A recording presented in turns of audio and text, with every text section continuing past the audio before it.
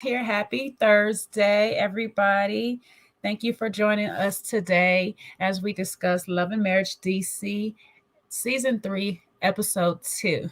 I know I was supposed to have this done a little bit earlier in the week, but it's been a busy week and it's been storming like crazy in LA. And so here we are today, Thursday, doing a recap. I should be joined here shortly by Sean and maybe some other guests later on. I do not know yet. However, if you're new here, please do me a favor. Please hit the like, subscribe, and notification bell button so you don't miss an episode. And if you haven't already, share this with a friend. What you waiting for? Bring them on over here so we all can be here together doing this daggone thing, okay, baby? I want y'all here with us every single week when we go ahead and break down the episode. Today, last week's episode was something special, y'all, okay? It was something special. And listen, if you're here over at from Little Black Book 91's channel, I appreciate you for being here. Okay. Unfortunately, I may not be able to see your comments if you're here. So if you are here, come over to my channel. It is Another Round JS, all one word right there. You can find it at, if you do www.youtube.com/Another Round JS. You can be here. You talking about the Dallas people, baby. We in DC right now. We in the other D, okay? We in DC. How y'all doing today? Come on in, come on in. I'm gonna give y'all a little bit more time to get in here. Hey everybody, hey El Cid, hey Pretty Amazing, hey Adrian. Get in here because we got some stuff to talk about. Because baby, generally with DC, the women be tussling. But tonight, oh well, not tonight, but last week's episode, Saturday's episode, the men seem to be in a little fury themselves. They was getting a little wrestling in, okay? So hence the title, Let's Get Ready to Rumble. Hold on, let me edit that. I don't know how I got so many E's up and get, child. Let me get my life together while we getting some things together. The boys was tussling. The men was in a fury. And child, I was here for it because they don't like they act like they don't tussle, but we know they definitely had the gloves on. Elle said they definitely had the gloves on. But y'all know how we do it over here. I don't really go in order of the episode, so if you're looking for an order of the episode, y'all got to hit Miss Misha's review. She does it from top to bottom with extra details and her comedic relief all in between. Child, they are good reviews. Go over to Miss Misha, in my opinion. Okay, that is where you can get it from detail, from top to bottom, all the show. I go a little out of order over here if you're new here, so you got to just be with it because we just talk about the main topics of the episode. We here for a good time, not a long time. I say that all the time, and we be here forever. But I got some things to do today, so we got to get this out the way. All right. Oh no, we tomorrow, Dallas, DC. It'll be me and Elle said tomorrow night. That's what we're here for. We'll be doing Ready to Love tomorrow night at 6:05 PST, 9:05 EST. Okay, we'll be on there for that episode. So if you missed that episode of last week, me and Elle said did the live right after. So that's up on the channel. You can catch that, replay that. Definitely go do that. That replay is up there. And also, if you missed me and Sean's last week's discourse on Love and Marriage DC, we had a special guest, Winter. She was amazing. She dropped some tea. So you guys go watch that replay as well. That's up and running. But anyways, let's get into the episode. My least problematic one I'm going to talk about first, who hasn't really been problematic much this season at all. So we'll see what happens. But our lady Winter, she's back in the studio, y'all. She's getting another one out with Black. We guys remember Black from last season. He's a producer that Joy is not getting along with at the time. And she's back in the studio with him for making another love song. And I love about this episode, her sister came in and they had some good conversation. This is a beautiful thing when a person knows you and has been around to see some of the drama, the trauma, and the foolish stuff that we get ourselves into. Those are the best people to have your deepest conversations with, because they're going to keep it 100. They're going to keep you accountable. And I love how Winter's sister is like, okay, now we know you love love. So how is this situation different from the last? Because she's now dating Yusha. She says it's been about 4 months since they've been dating, and they're getting a little serious. They're being dating exclusive now, and he dropped the L-bomb on her the other day. And so if you've seen the last episode, you know he realized that her love language is words of affirmation.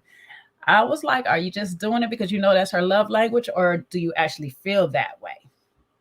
So we'll find out over time if it's true that he actually loves her. But right now, we'll take his word for it and assume that it is true and that he's doing it out of the love of his heart. He is saying this. He actually feels this way about her.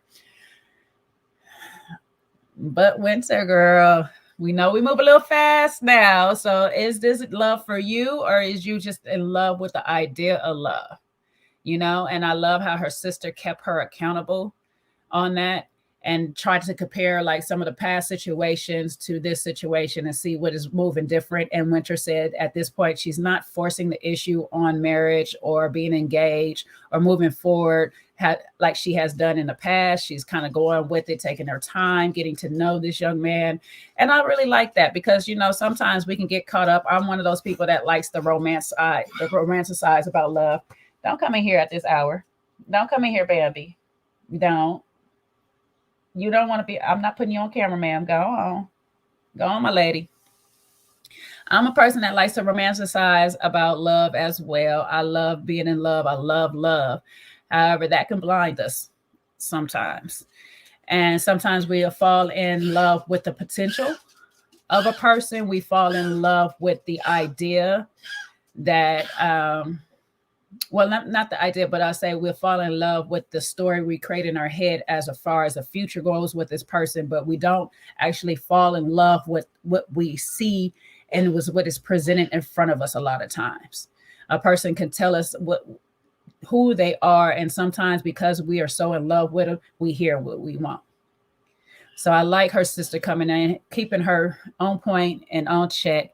And I can't wait to hear this new song that they got coming out. It sounds like it's going to be a little love bop. So I'm here for it. Okay. Hopefully by the time it drops, Winter's still in the love spirit. Okay. We shall see. We shall see. But if you caught last week's tea, which I tell y'all, go watch the last episode that we dropped over here. Winter gives a little bit of tea on her status and her relationship with Eustace. And hopefully I'm saying his name right, because y'all know I butcher a name, but hopefully that's it. They still going strong. Okay, that's how I put it. If you don't know, you don't know. But if you can't find out, if you go watch the replay of the last episode. All right, moving right along, because Winter also had a conversation with Joy. Now, here's my kicker, because I'm not saying that these two got a beef or anything like this, but Joy does not like Black and seems to be like anybody attached to him, she got a problem with, because we know that she had a problem with Sherelle. I'm gonna say it wrong. Till she come back on the episode, I'm gonna probably get her name wrong. So please forgive me. Charge it to my heart, not my mind. No, charge it to my mind, not my heart. See, now I can't even get that right. So don't blame me for getting your name wrong, child. I'm trying to remember, but Sherella, because I think it's Sherella's World. She was mad at her just for being married. That's her husband or whatever. Joy was mad at her for it, and the lady had nothing to do with Joy's and Black breakup. And I'm saying breakup as far as the group was concerned. They didn't have a relationship. But she don't have no problem with Winter. So that's a little odd to me. I'm not sure, but I'm not trying to start no beef here with the two ladies. You know, let everybody be. Everybody is mad, Elle said, almost all the time. But it was kind of curious. I was just kind of interested into trying to figure out how you just mad at everybody that's attached to Black, but you okay with Winter. Now, are you okay with Winter because you seem to be out with a lot of the other ladies? Or are you trying to actually form a real relationship with Winter? If you're trying to form a real relationship outside of Black, that's great and wonderful. And as we learn, Winter don't spend much time with these ladies anyway because she don't live in the same area as them. So it's good to see her trying to make a genuine friend with Joy. Hopefully, this will last, and Black does not come into the middle of it. But we will tell later on because listen, Joy gonna make her music. I mean, Winter gonna make her music, and right now Black is the one who is producing a lot of it. So hopefully, Joy can keep that separate and just go forward with making her relationship with Winter work out. So we'll see how that goes. Anyways, moving right along. And hopefully, I don't know where Sean is, but y'all know he like to be late per usual. So we'll see what happens. Ashley and Arena. So the episode did start with Ashley and Arena making up at the beginning. They had the little discourse for a while where it seemed like they wasn't going nowhere. They were just talking in circles, going back and forth. And I don't know if y'all have ever had a little fallout with your friend or not, but I have. Okay. I'm not gonna play with you, LC. Leave Pretty Ricky and his loafers alone, okay? We're gonna leave them alone. I don't know if y'all ever had a fallout with your friends, but I wish Sean was here because we can talk about a little bit of our fallout. But when we came together, it wasn't always, oh, I hear you, I forgive you, I hear you, you forgive me, we love each other all over again and all this. Sometimes it has to be talked out. And the conversation can go on for a little while.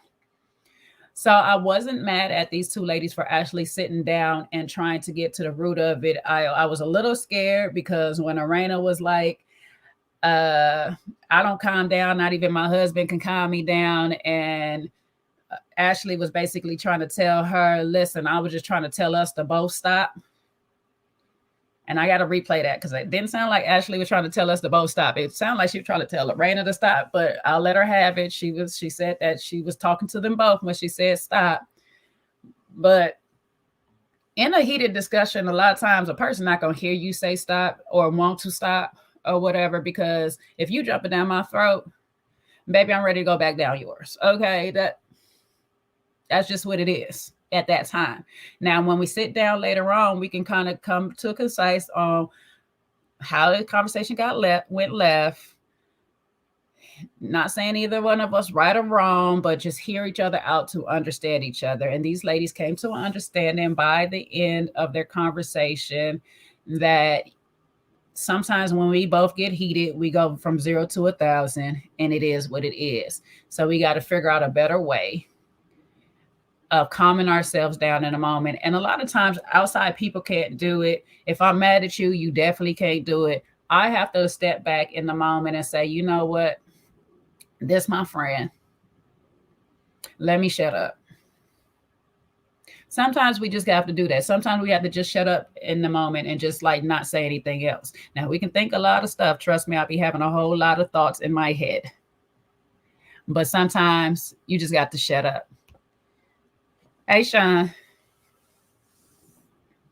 Nice of you to join us. Hey, JJ, my bad. I was just talking about Ashley and Lorraine. You good, my friend? I'm okay. I tried to, you tried to take a nap. Mm, you can't take a nap in an hour or less. Trust me. I know. I pulled the Kojo. That's what Elle said. Like, that's called a Kojo. Don't do a Woo! Kojo. That's not. I It had the happens. alarm It clock happens. and everything. And alarm clock, I don't know what happened, but I know 1 second I heard the alarm clock and next second I didn't. Listen, if you good like me, I turn it off in my sleep. It's a part of the Ex- dream now. It's a part of exactly. It's the like, dream. I know I heard it and then I didn't. waking up, waking up at 2 in the morning, like, wait a minute. What in the world? I looked over. I was like, what?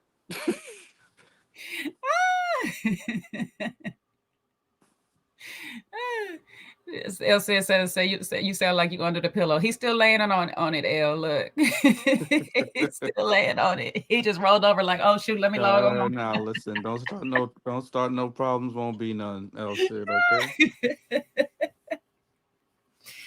No, I was just explaining how sometimes when we are, when us and our friends go into a little back and forth, a little tit for tat, when we come back to try to make up and get back to our friendship, initially, when our emotions are still high and we trying to get our side across, it just sounds like it's going in circles. But at the end of this conversation, Irena and Ashley came to a reconvene. I can say, I don't know. They came back together. I don't know how good it is because Ashley's still kind of saying she's side eyeing Mm-hmm. Arena a little bit because she just never had to deal with this situation with a friend. So or have a friend feel like she's picking sides. So she says. So and I was just saying how me and you had our time when we had to come back. It wasn't right away. We had to talk it out a little bit. We had some space and distance. We did have space and distance, but even when we had the conversation had to be like fully fleshed out. Like, hold up, this is what was said, this is what you did, this is how I felt. And sometimes it don't just come right away. It takes a bit of conversation to get there, but it can be reached.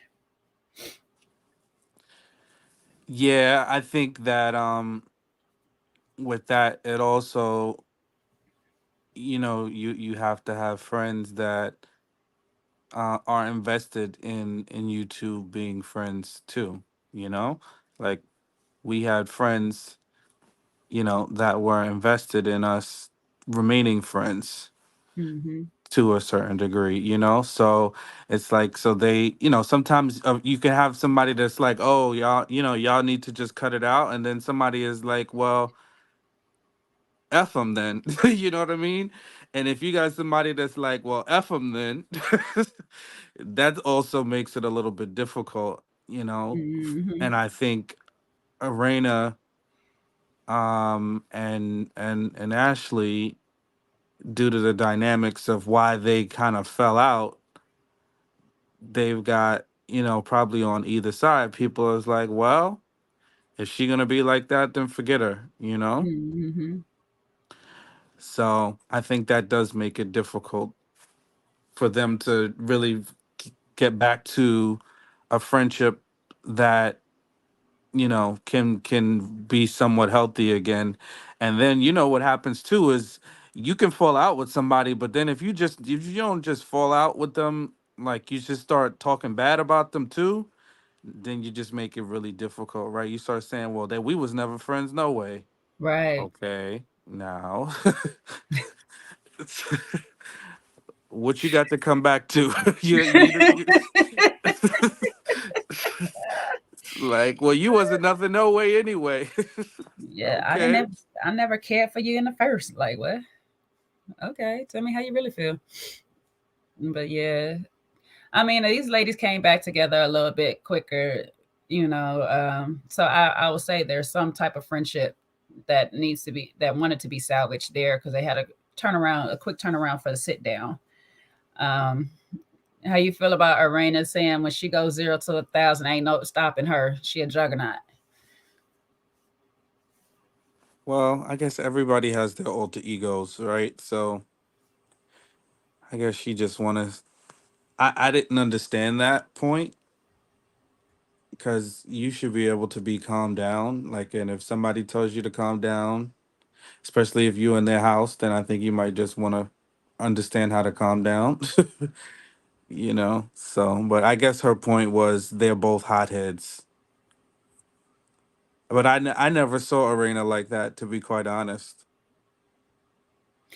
Well, you recall at the fitness, was it the not the fitness, the street naming for Quick when she got into it, with Sherelle. Sharella, is that her name? Black's wife. Yeah, mm-hmm. Sharella Duncan. Yeah. Yeah, Mm-hmm. she was quick, hot tempered then too, I a know, bit. but it just didn't seem. It seemed like the conversation got escalated, and she's like, "Okay, if you get escalated, then I'm not gonna back down." Mm-hmm. You know, but and I think she doesn't know. Like she wasn't friendly with Sherelle. You know, like they were just kind of getting to know each other, and then they had beef. Like so. But I think if your friend, somebody that's your friend and it's getting escalated with you and your friend, not a stranger or somebody you don't know like that, and they'll tell you, hey, listen, calm down, or let's calm down, and you saying you get so upset you can't. It's like, all right, so that means when you get so angry, like you just don't. It doesn't even matter who it is. I just don't Mm-hmm. see her like that blind rage like that. I think you know, she's just trying to be that persona. Remember when she talked about she's Ray Ray or something like that? Mm-hmm. Uh, it's kind of like when you up against somebody. Like Ashley is tick tick boom more tick tick boom to me than Irena is. Yeah. you know and I'm not saying that one is better than the other. I'm just saying Ashley's personality just per se seems to me like she goes off on quick. You know what I mean? Like Mm-hmm. she just goes off on everybody. It's not like she has a range, like she'll be nice to this person and not nice. No, that's just kind of how she is. I see her more that way than I do Arena, I guess. My point of view. Yeah, I could probably look at it like this because some people that are slow to anger are also slow to calm down because it takes so much to get them there. You know what I'm saying? Like you doing a lot in their opinion for them to get there. I also hear what you're saying because a part of me feels like when she has the crowd, maybe this is where Ray Ray comes out. Ray Ray likes the audience, so when Ray Ray jumps out, Arena can't stop that side of her because the audience is now in play. Because the few times that we did see her really pop off is when she has a whole crowd around her. Also, I'm the type. I think Ashley is kind of like the type a little bit like me. Like when I get mad, but then when I get too mad, I end up shutting down. Like I stop.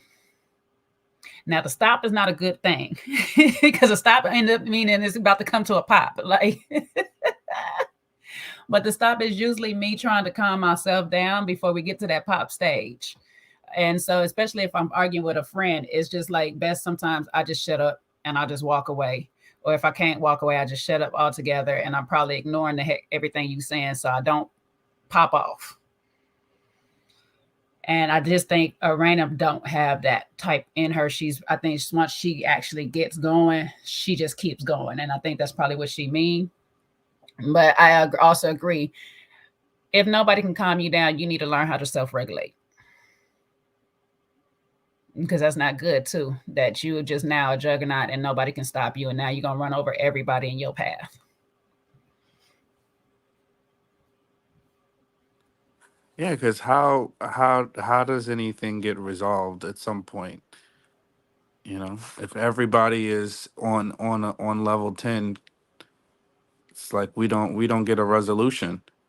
And I just Mm-hmm. think that it's one thing to say like, oh, I didn't appreciate the way you were talking to me, but then it was like, well, I wouldn't calm down, and there was nothing you could say to calm me down. All right, so then, what do we do going forward? Right. Because that's not a good recipe, right? Maybe that's her explaining what happened, but like, how do we explain like going forward? Hey, if things get heated, yeah, I could acknowledge that. You know, maybe I just need to take a step back.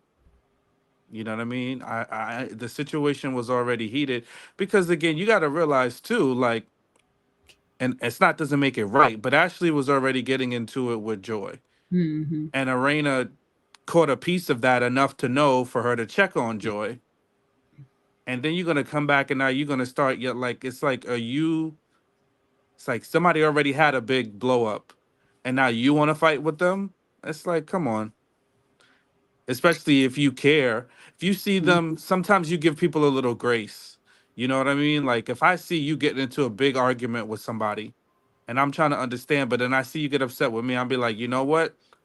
Let me just take a step back. All right, Jay, I see you upset. Mm-hmm. Let me just take a step back.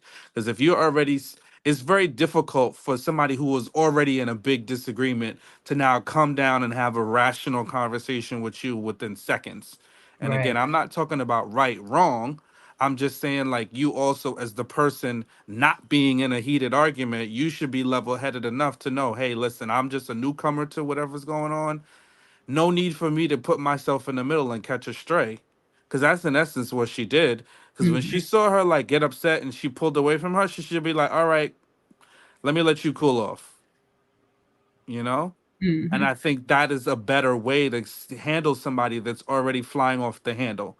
It's like you're going to insert yourself on somebody that's already popped off, and then now they get a little upset with you and you think you're going to cool them off. Okay.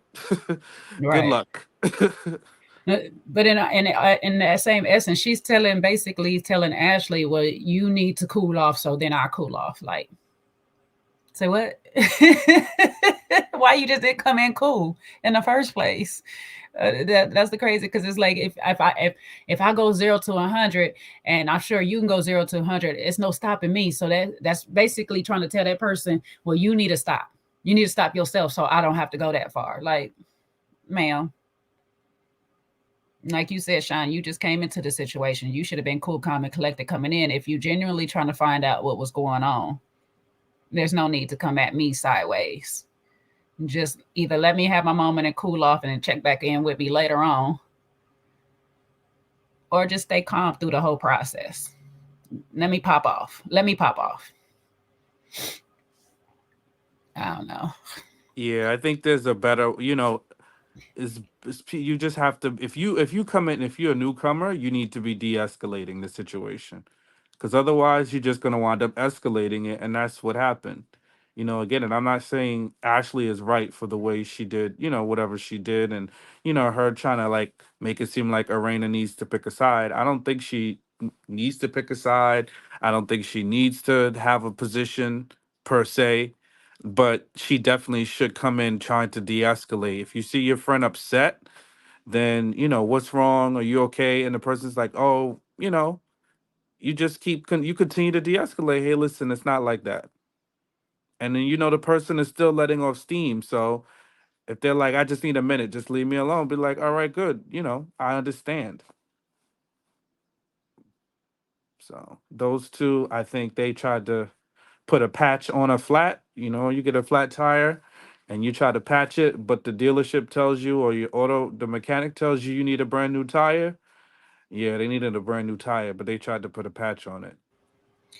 Well, the patch gonna fall off shortly, because at the end of this whole conversation, here go Arena again, inserting herself back into the middle. If you think Joy come around, do you think y'all will have a conversation? It's just like, sis, just let these two work it out in they due time if they want to. Stop putting yourself in the middle if you don't want to be in there. I agree, because listen, y'all just got back together for the most part. Why you trying to, why you trying to advocate for Joy? It's not the time for you to be advocating for Joy, especially saying, what if she does something? Did you talk to Joy about that? Because then sometimes people will do that. Well, what if so and so says this? Well, did you say? Did they say they was going to say sorry? Did they say they was going to reach out to you and have a conversation? So one, don't say something that person won't do, and then two, you guys just got barely in a good place. Why are you speaking on behalf of the situation with, trying to be a peacemaker?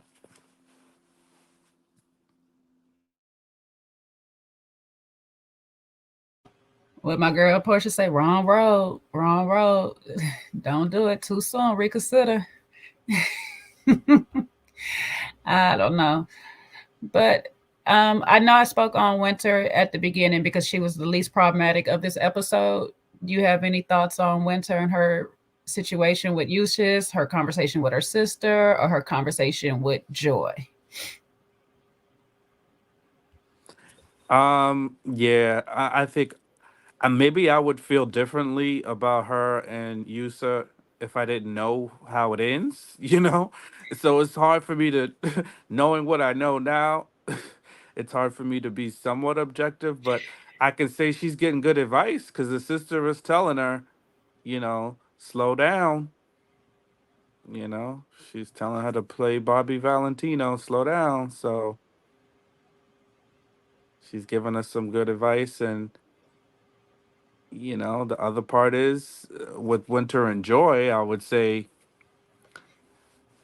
hey, don't build a friendship or a bond based on your dislike of somebody else, because that's going to be a short-lived connection. So I'm hoping, I know they have to talk about what's going on the show because they're all on the show together, right? But I'm just cautious of, oh, now you got time for me because you got kicked out of a party. I hope that's not why we just decided to be friends.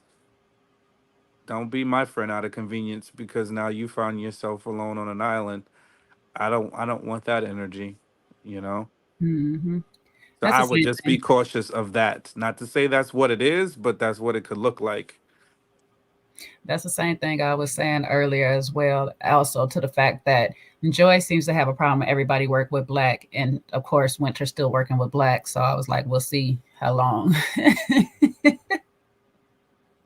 how long this friendship gonna last.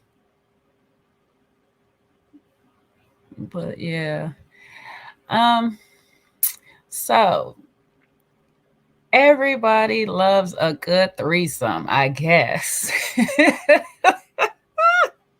But it seems like there's starting to be trouble in this throuple situation that we got going on with Joy, Clifton, and Carmen, and this work relationship they got going on. How you feel about this here? Say what now? How you feel about the thruples work About relationship? who? About what? This is how you stay out the middle of it. Look. Of what do you speak of? Who? What three? Or four or five? Oh, jeez. Tread lightly, my friend. Tread lightly. Yes, I am treading as lightly as I possibly can.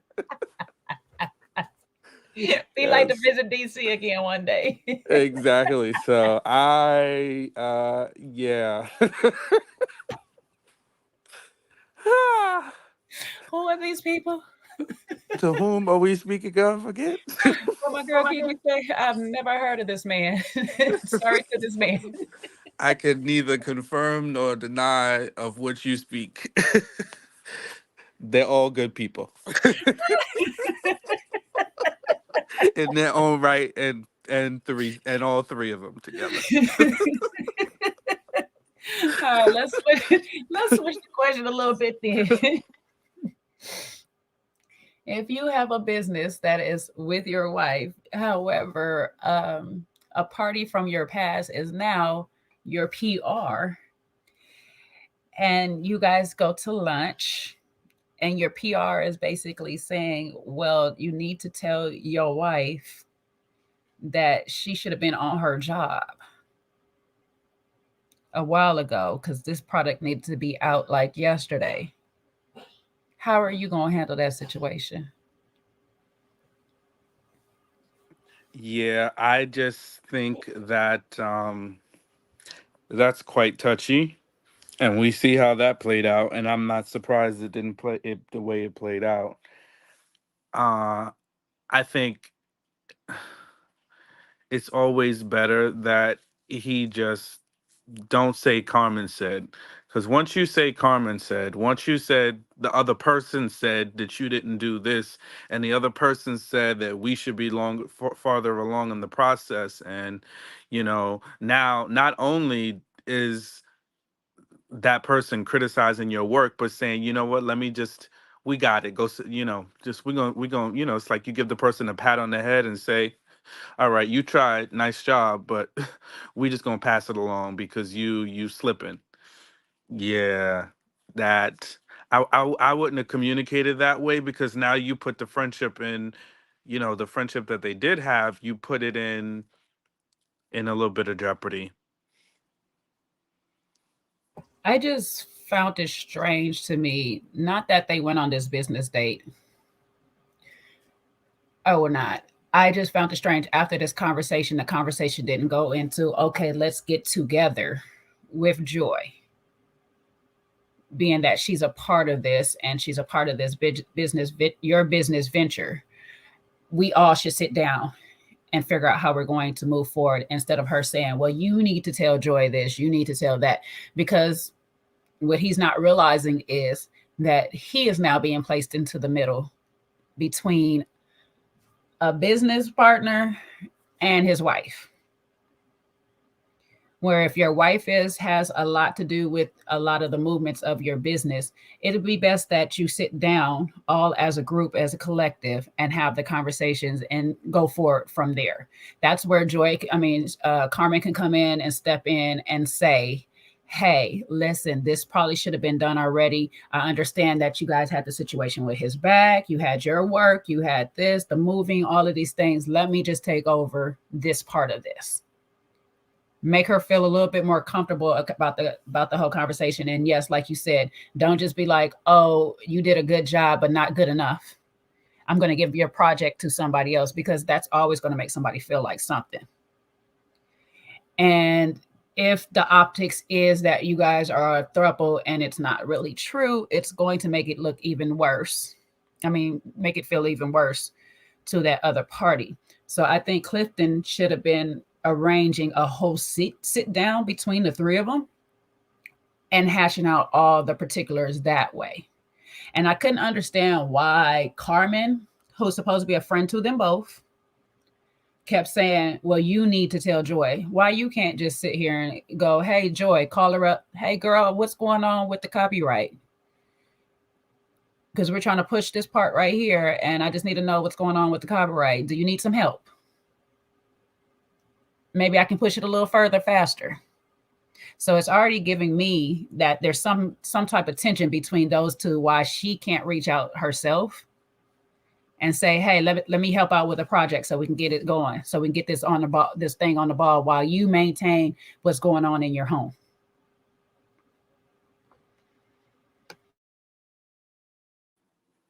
Absolutely. There's just so many better ways that thing could be handled. And just to like kind of touch on the thruple a little bit, I think that, you know, based on what they're saying, there was never a thruple, right? But I think they allowed the narrative to continue because it benefited them, because it was, funny, or, something to talk about, and, whatever it was, they allowed it to carry on. And I think that's the danger when you kind of let things play out. Sometimes they play out and they don't always play out well. And the threesomes in real life work out this way too.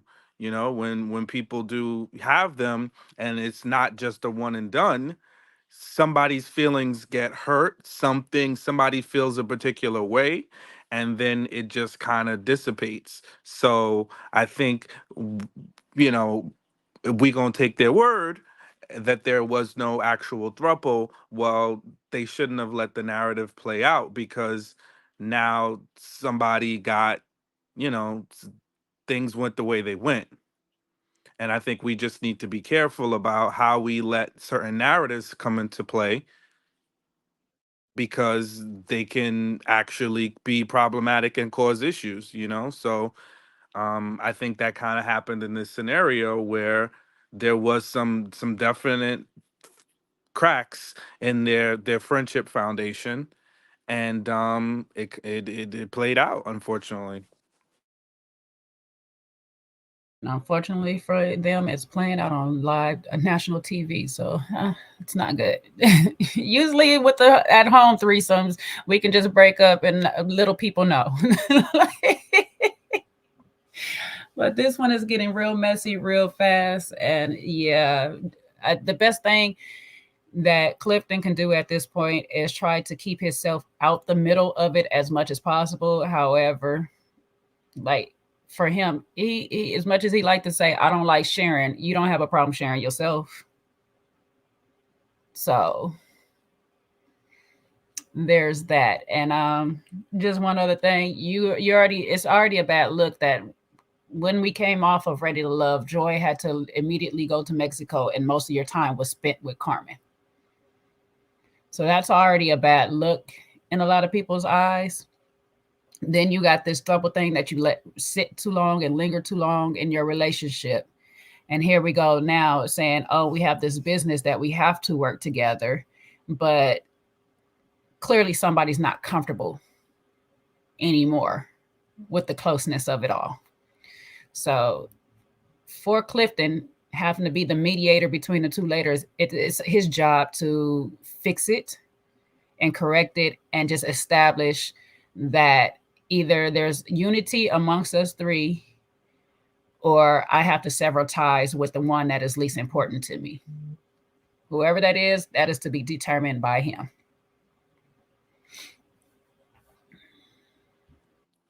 Yeah, it's hard being the middleman, you know, and being caught in the middle between two impassioned women is a very difficult position to kind of be in. So I guess we'll see how it plays out, but it's gonna be hard. Now in that situation, especially if it's between your wife and then a friend, you gonna have to pick a side, and you know what side that's gonna be, you know.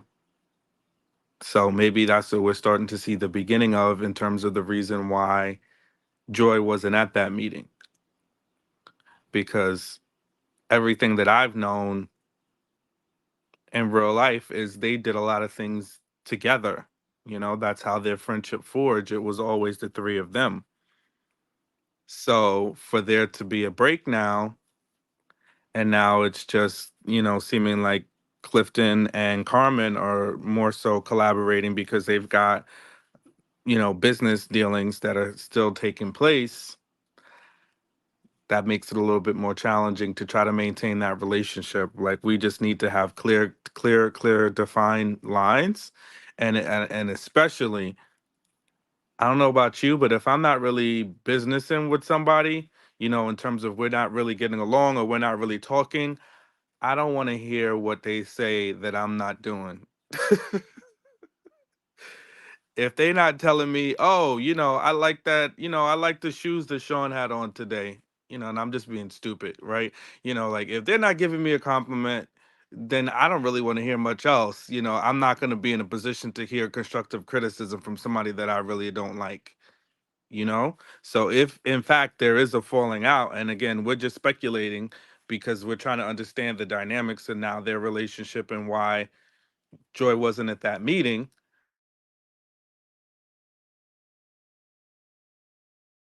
Yeah, yeah. I don't know.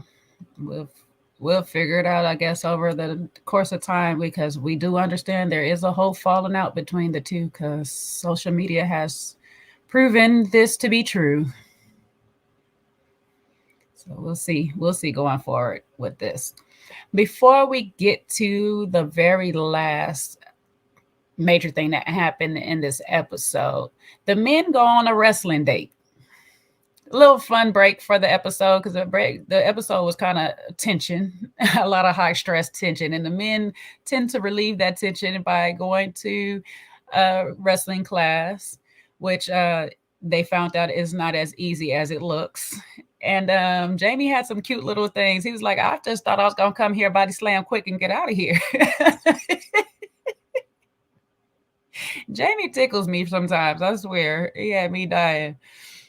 What you thought about the men doing their WWE? Done lost shine. He'll be back in a second. But yes, the men had a little WWE session, and I was kind of curious because I thought I was gonna watch them body slam each other too, child. I was hoping to see Quick go against Cliff and stuff, big old 6 foot Cliff and little Quick going against them. How you thought about these men in they wrestling session? My bad. I was getting a call and it threw my audio out. So the whole, yeah, I'm not sure why Clifton decided to partake in those activities knowing he just had back surgery. I was like, is he what? And I understand wrestling is staged, but people still get injured in wrestling, you know? And although he wasn't the one that was being potentially put down on the mat, you were picking up somebody, right? And as much as they're participating in the pickup, because that is a little part of wrestling, right? Although the person is being thrown, they're leveraging your weight, their weight. So, but it's all of that to say, I'm not sure why he felt the need. I don't think that was good judgment. He should have sat that out. But thank God it worked out fine. But you saw what Joy told him. She was like, "Don't think you're participating in that activity," and he went and participated. And I think sometimes that's when we just have to check our pride sometimes. You know, check our pride. Like, just don't put yourself in the ring, literally or figuratively, where you don't need to be. So now, question. Remind me again. Did the ring happen before or after him and no, that happened after him and Quick had that conversation. So I don't know if he was like, don't sleep on me. So maybe he still felt like he had something to prove when it came to Quick. I think so too. I just feel like if you was gonna be a part of that ring, you could have just bounced yourself off the ropes a little bit, run back and forth and do the little rope work because that's not easy either. Like bouncing yourself off them ropes, picking somebody up probably wasn't the best thing for you to do. Now you already telling Joy that she got too much on her plate. Now you putting more back on her plate. She about to be at home with some pills and everything. But I thought it was a cute little thing. I did notice a little shade, and I don't know if it's just because the editing cut it, but I like how Black did it because Black did it very strategic when he came in because there's still a little tension between Cliff and Black as well. And Black was giving handouts, like high fives to everybody and stuff, and then he uses the guys in the ring to like distract from giving Clifton his dap. I was like, okay, I see you, Black. He went around to everybody. He was like, "Oh wait, are we really wrestling?" And so I was like, "I've never seen him dap Clifton up." So I was like, "Oh, is they still got a little tension going on between them, or did we just get it cut out because of editing?" Yeah, I didn't even see that. So you picked that one up. So Yeah, I'm wondering if they dapped each other up. Maybe they did though, because yeah, the guys tend on the shows tend to try to keep their beef, even if they don't like each other. They try to be a little bit more mature and mutual for the most part. But I did notice. I was like, it didn't look like he got close and stepped back when they edited. They came back. The screen came back to him. But I was like, okay, all right, I see you. But yeah, I thought it was a fun little thing. It was good to see Jamie get out there and try some of the moves or whatnot. I'm like, don't hurt your backs now, because listen, if you don't fall properly, like they tell you, got to fall on your upper parts of your shoulders and kick your legs up. If you don't fall properly, your little spine might be in danger now. Yeah, got to be careful. That stuff is not easy, and it's how do I want to say? Because it's not fake per se like that. It's not real. It's not real wrestling, but it's also not fake because you do put a lot of body work into it. You have to do it's stage. That's what I want to say. It's more stage. And when you don't properly maneuver right, if you don't do the right technique, if you don't grab the person in the right place, like if you've seen that one scene where they told him Clifton to make sure he minds the guy's neck. If you don't do those little steps right, that's where the injuries come in. So it's a lot of work into wrestling, and that's why it's a lot of money in it. So I hope nobody was too badly injured by the end of that day, but who knows? There we go. Thank you, LC. Choreographer. Now I can't say that word. choreographed. Thank you, because I'm going to say choreographer. I'm going to Same say what I thing. want to say. They got somebody they got a choreographer. That's it. Yeah, That's that's what okay. I'm saying. But this choreographed wrestling is better. Yes, definitely. Is definitely that. And movements and hand placements and all that. It has to be it's very important that you do everything to the T. I don't know if y'all know, like stunt work on action films is the same thing. If you miscalculate something, it can be all bad for a lot of people. So it's a lot that goes into it. And I thought it was a good little break for them. And they try to give Cliff some sound advice on the threesome and working with your partner, but we'll see if he listens.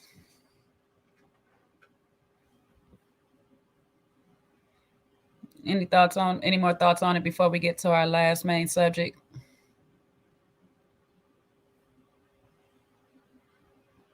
Sean, we lost you again. Oh Lord, I think we done lost Sean again. Anyways, as Miss Misha would say, moving on, moving forward. The Silvas versus the Tylers. This part of the episode. So let's do a little recap from last season. Last season and the season before, little Jamie was in and out of trouble. Um, He'd been back and forth through beefs with his father, and Big Jamie has said some not so nice, kind things about his son on air. And so Quick felt that it was okay to have the conversation with Ashley in their private time and compare their son to little Jamie. And in the comparison of their son to little Jamie, he basically says, our kid is a great kid and little Jamie is a bad kid. And that set little Jamie off. So little Jamie decides that he wants to go on a Twitter rant, IG rant, online rant, period, and state what he got to say about Quick. Quick now feels some type of way, and he is pissed off about little Jamie basically venting to the world about how he felt about Quick and what Quick had to say. All that to say, when they have this meeting, instead of coming in as the mentor that Quick is supposed to be, Quick's ego take over and the men get into a heated back and forth again, which was really going nowhere until I think Ashley and Arena kind of stepped in a little bit. But to me, I think it was just stupid of Quick to come in with such bravado in his voice and bass and basically try to son little Jamie, because at the end of the day, that's still a grown man that you was speaking on. You got to validate his feelings and the situation on what it is. And yes, maybe him going to social media instead of picking up the phone wasn't the best thing for him to do. But also you got to understand, you comparing your son and saying how great your son is and saying how bad little Jamie is wasn't the best thing to do either. So as the mentor, in my opinion, I feel like you should have walked into that house, sat down and tried to come to an understanding on why little Jamie felt it was necessary for him to approach the situation in such manner instead of picking up the phone directly and talking to him, and then offer your apology for your role in it and allow him to offer his apology back. However, it end up as a conversation goes by, little Jamie is the one who actually steps up first to calm the whole situation down and says, yes, maybe me going on the internet wasn't the best thing. And then in turn, the mentor, who is Quick, now offers his apology. Me personally, as an elder, I have to set the example. And if I want you to have respect as a man and be leadership as a man, I have to show you as a man how a man moves. So I can't fault little Jamie for being in his feeling bag or whatnot and doing what he had to do, because it actually got the conversation started for Quick to make the apology, because Quick should have probably went to him in the first place and said, hey, my guy, I'm sorry what I did to you. I'm sorry for bringing you into our relationship, our conversation. And, I hope moving forward that if we have any more disputes or any more disagreements, that you can feel free to pick up the phone and let me know man to man instead of going on the internet. I don't know, but I'm not a man, so maybe that I just don't know no better. I don't know. Sean, did you make it back to us? Can you hear me? Yes, I can hear you. Oh, okay, perfect. Yeah, what I was trying to say earlier, and I felt like I was having, you have that dream and you can't talk. You in your dream fighting for your life, but you can't talk. But yeah, I was trying to say on the wrestling thing, I was gonna say I wouldn't participate in any of that. I know how my temperament is set up, and all it needs is for one false move and for somebody to, land me wrong, hurt me wrong. I feel the wrong thing, and I'm gonna be upset. So, and I see that's why, wrestlers sometimes it does get a little personal. I don't like it. Don't hit me for real. Let's not pretend to fight. Let's not fight in real life, because I don't think my mind could distinguish the difference. And I'll give you an example. When my stepkids were teenagers, we were out and it was a snowstorm, and they started snowball fighting. They started playing, snowball fighting with each other, which is, y'all go for it. And they were like, Sean, we're gonna, they was about to hurl a snowball at me. I was like, I'm just telling you guys, it looks like fun right now, but please don't. I just ask you not to do that to me, you know, because the way my temperament is set up, the first snowball, if it hits me in my chest, I'm going to laugh it off and then I'm going to hurl another one.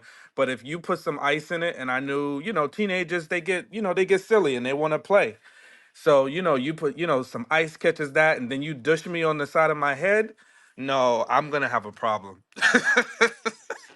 I'm gonna have a problem, and I'm gonna forget that you're a teenager.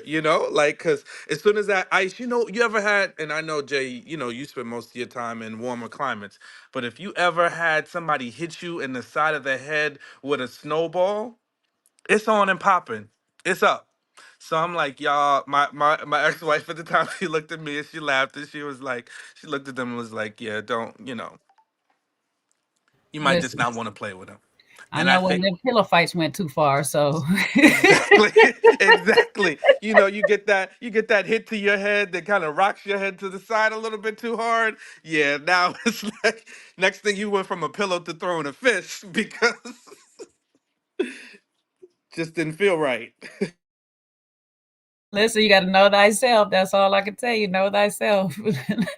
Listen, self-awareness has saved many a people, right? So I'm very self-aware, so that's why I know wrestling is not really for me, because I just don't Mhm. have the temperament for it. Because and then if we already have beef with somebody, no, no, no, no, no, no, no, no, no, it's just gonna be a problem because I'm just not set up to be that conscious of, oh, we just playing. No, no, I feel like you trying to do something, so it's a Not no. if listen, not if we have beef, baby, because I already know it's intentional. You you Yeah. intended to do what you did. Anything you just touch me, you touch me the wrong way. Oh, that's where we are. Okay, I see now. And I don't I it's not for me. It's not like, okay, you hit me, you hurt me. Now I'm going to try to hit you and hurt you. No, I want to make sure you don't get up. So I'm going to take my car and I'm going to hit you with my car, you know?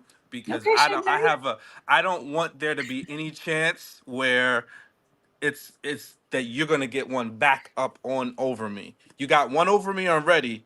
I need to make sure that now when I come back with my response, there is no coming back for you, And Cliff's a big guy, so I'm gonna have to hit him with my car. Not you Not that out I here would want to Suge do Knighting that, but folks. Not you out here Suge Knighting folks. I've never had to do it, and that's why I say self-awareness is there, but I would. They done called you John Wick.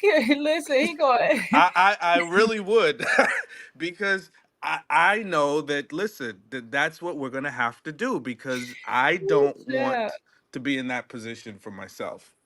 I feel you. I feel you. Whew. Just before you had went off or whatever, and we had came back, we was talking about this whole altercation between the Silvas and the Tylers with Quick and Little Jamie, and I was just explaining as the mentor, I think Quick was in the wrong for how he entered this conversation. What do you think? Oh, I 100% agree. First of all, we were cringing all last season when they were having that conversation, and he said, was referencing Jamie Jr. that way. He should have even said that. So I think him just saying that alone, if the person you can't really control how that person feels, because now you've offended them, and not just said something that's offensive, but you said it on a public platform. So they Mhm. chose to respond on a public platform, you know? And unfortunately, they saw it after they could respond to you in person. So, yeah, you could want him to have reached out to you, but you didn't reach out to him. You had a conversation that was televised. So now he's responding. And again, just like they said, that the Gen Zs, the Gen Ys, and even some Gen Xers, but more the Gen Ys and the Zs are very online prone. Social Mhm. media is their outlet. So that's where he went to let it off. And we might not have liked the comments, but I have to look at what started it. It Mhm. wasn't like he just woke up. If Jamie Jr. just woke up and got annoyed with Quick and took to the internet to air out a grievance, or they had a personal conversation and then he took it to the social media, then yeah, I would say Quick has a grievance. He could say something. But no, you said something on TV, he saw it, he responded on social media. You got to eat that. You have to eat it, because if you didn't start, then hey, you can't control how the person reacts.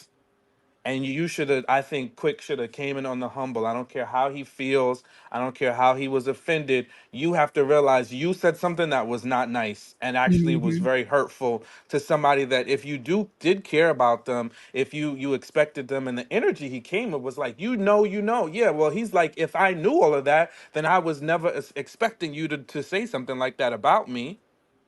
So you're saying like I should have known. Well, yeah, I thought I knew, but now I don't know because you're talking about me on TV. So it's Right. like, come on. How you gonna say you should have known? And all the things I did. Well, that went out the window, sir, when you called me a bad person and you referenced to me into your own child and saying like you don't want your child to be like me. Yeah, once you did that, yeah.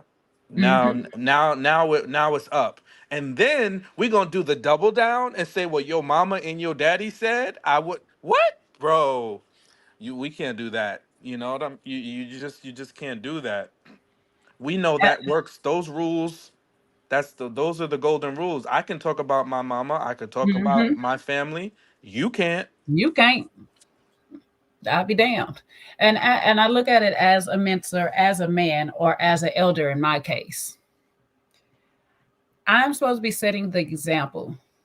So if I come in here and can't take accountability for my part in this situation, how am I asking you to take accountability for yours? You telling me how to be a man and how a man should approach. Well, you should show me how a man approach by walking into this thing. Let me hear you out. Let me hear why, what hurt you, what I did to actually offend you, and let me take account for that part. Then we can move forward on your part, on how going forward, when you have a problem, just come to me instead of social media. This conversation could have been resolved like a lot sooner in this episode than it was, because you came in on 10 quick. So as a man, and he humbly told you a couple of times, listen, you can't just talk to me this kind of way. I'm not letting my dad talk to me this kind of way. So you, as a person that's not even in my family, you can't talk to me this kind of way. You can't come in here. And I mean, Quick's veins is popping out the side of his neck. He turning red and everything. And it's just like, bro, if you're not feeling guilty for what you did, just say, I am so sorry that I offended you when I made that comment. This is what I was just trying to say at that time. I didn't mean to use you in such a manner, and I used the wrong words. Do you accept my apology? And can we move forward? Because I do love you like my son or whatnot. I do defend you when your dad says certain things about you and stuff to us. I do look out for you. I do care about you. So let me just go ahead and extend my apologies first as a man and ask that you forgive me for my shortcomings. Then from there, we can mark on what he has done to offend you. I just thought Quick was wrong in this situation. I also thought Ashley was a little bit wrong when he sat there and said, when little Jamie sat there and it told him, well, social media is looking at me some type of way. And she's like, well, they looking at all of us some type of way. First of all, little Jamie didn't sign up for the show. Y'all did. He's only a part of this show because his parents is on this show and his parents brought him in. But unless he is actually getting a full-time check, I would feel some type of way that I'm just helping out my family and now the world is looking at me crazy because of some comments somebody that is not related to me made. Y'all got to validate that boy's feelings. And I'm not calling him boy. Let me rephrase that. Y'all got to validate that young man's feelings. Because he was hurt in that whole process because one, it's not like you're just anybody to him. You was his mentor. I would be very hurt if my mentor, and I'm pretty sure my mentor has said some things about me, but I would never hear them. But if I hear the things that my mentor is saying and I'm looking up to this person and these things come out negative, I would be so hurt and offended that I wouldn't even want to approach that person no more.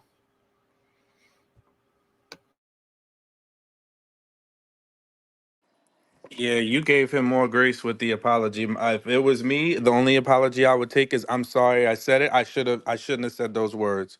You know? That's it. Don't even tell me what you meant cuz there's no way to mean there's no way to correct the, he's not a good person, you know?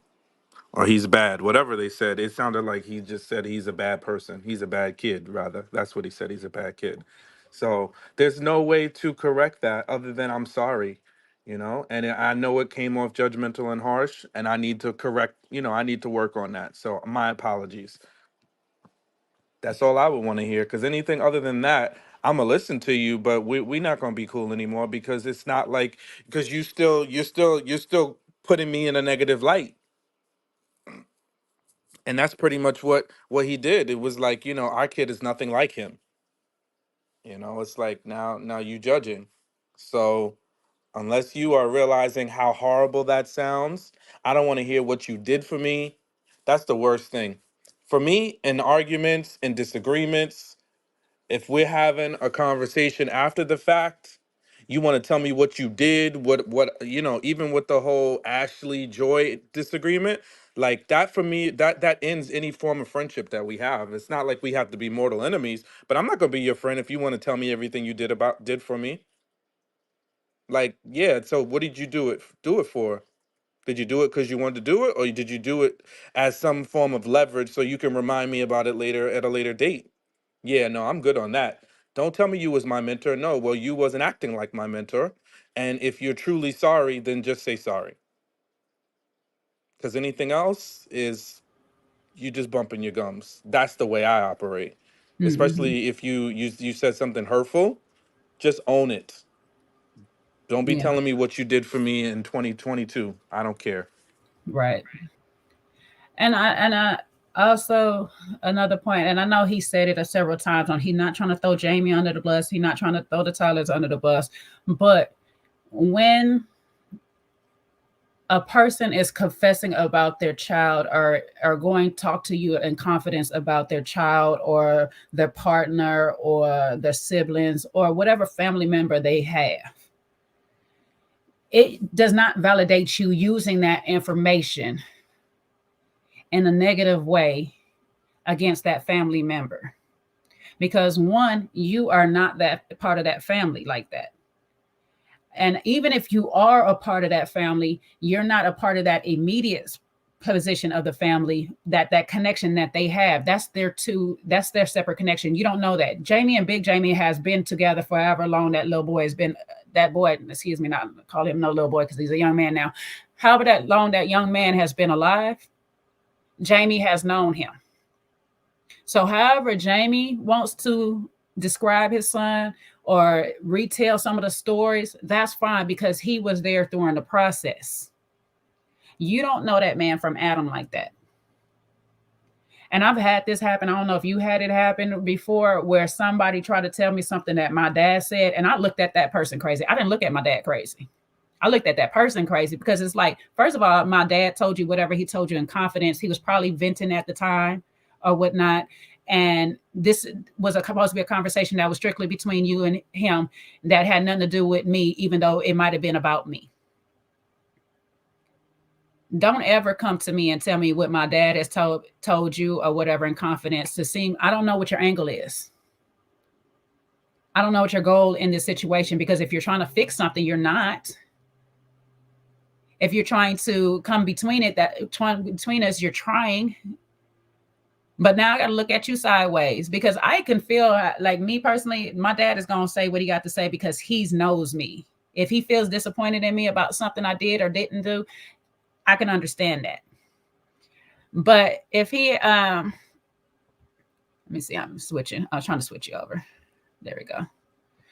If he, if he's saying anything to you, that was between him and you. If he wants to tell me whatever he says, he can come to me. He knows that. He don't need you to bring it up. He don't need you to use it in your situations in comparison to anything. He don't need you to rehash it for me, or I don't actually need you to defend me. Let my dad vent. He knows me. You don't know me like that. You can ask him, why do you feel like that? You can tell him, please don't talk to your son about your child like that in front of me. You can do all of that, but you don't have to come back or use that situation. And I didn't like that about Quick. But it also proves what he told Clifton last week. If you tell me something, hey, it's fair game in his eyes. So I thought he was wrong on that part too, because I was just like, Jamie said what he said. Granted, it was on national TV when he said it, and he was drunk. But if you don't look at little Jamie as a bum, if you don't look at him less than, if you don't look at him as a bad kid, there's no reason for you to repeat anything his dad said. I don't know how you felt about that part of it. Yeah, I thought that was wild, because now not only, and I mean, I think, listen, I got to give the oh, what's their last name? The Tylers. I got to give them credit for the way they handled that situation, because not only have they upset, Ashley and Quick have upset their son. Now it's like they're coming, Quick is coming for Jamie at the same time. So yeah, I definitely don't think you should be leveraging a moment where somebody got into a big disagreement with their son as reasons why you did something who is an outsider. You know what I mean? You're not even aunt and uncles get into fights, over stuff like that. You're not even a part of their immediate family. You are a friend. And you over here saying, well, your dad said it. Now you're gonna get you're gonna get into a bigger situation, So I'm just glad they kept their cool in the midst of that. Because I know, Jamie Sr., he's a little tick tick boom too, So I think he handled his cool and handled that well, because, Quick has to calm down and realize, hey, listen, you need to come with some humble pie and truly responding that, well, your dad said, well, he said it. I wouldn't have said it if I didn't hear it out of his mouth first. It's kind of like, oh, now you just want a real big problem now, because that's going to escalate things. And I think that's the unfortunate part. Like, people need to be careful, because your words escalate things.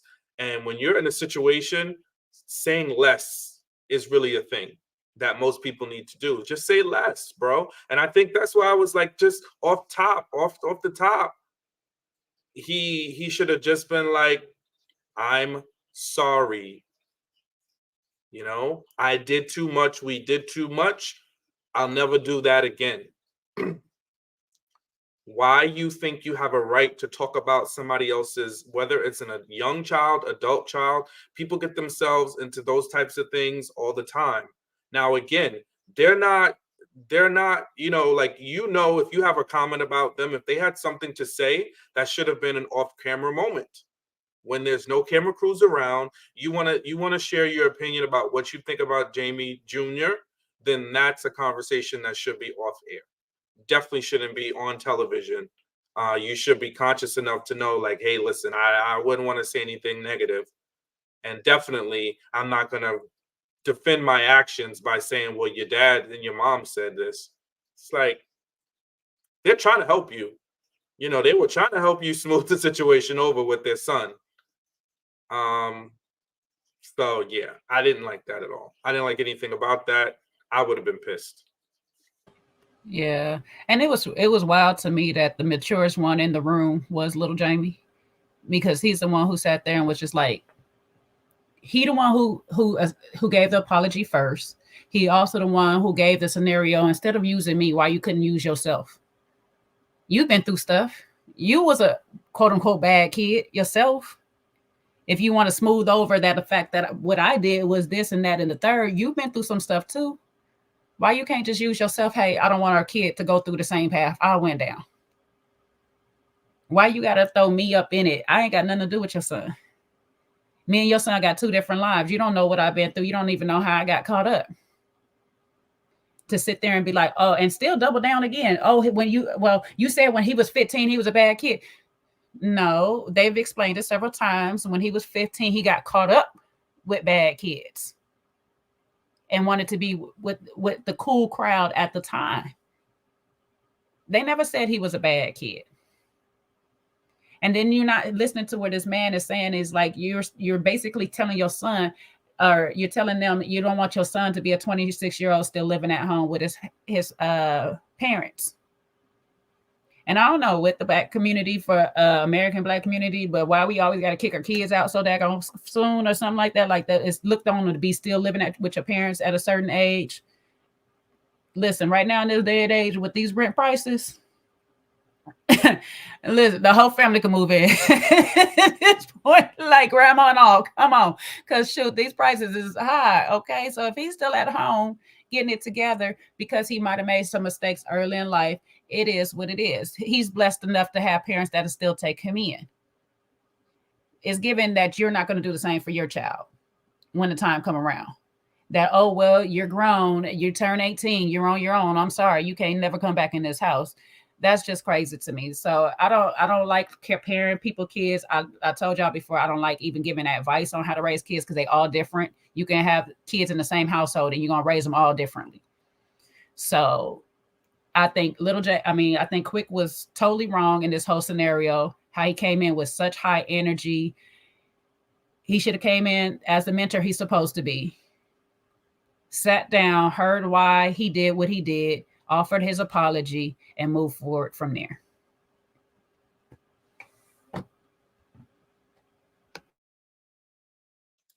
Yeah, I think all of that sounds like a recipe for something to happen again. Again, we trying to put a patch on a tire that needs to be replaced because, uh, you know, I'm starting to understand why they are where they are today. Because again, you got all these little tears. It's hard to repair with so many different tears. Sometimes you just got to move on. And I think, unfortunately, this was just yet another situation that wasn't handled correctly. Um, and in this one I got a side, and I think they would that Quick was totally wrong. The first one, I see how it happened. I can see both sides of the scenario. I can give feedback on both sides, but this is very clear cut. Once you make a mistake and talk about somebody's kid, some people, that's just, there's no turning back. It's like we're not friends anymore. The friendship is over. I don't care what you say. But if they were gracious enough to allow you in their house, to encourage their son to have a conversation with you and to have a willingness to have a conversation, yeah, you need to be all humble. It needs to be straight humble pie. That's it. My bad. I totally apologize. Hopefully, you and me, we could, come out, let's grab a bite, you know, do some things like we used to do. You need to be fully apologetic and really, really showing remorse for you making that kind of mistake, but definitely not coming in a little rah rah and defensive.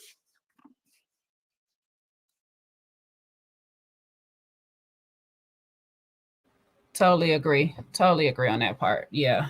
The rah rah defensiveness was a bit much to the point that you so riled up, you turning red and your veins is popping up. Calm down.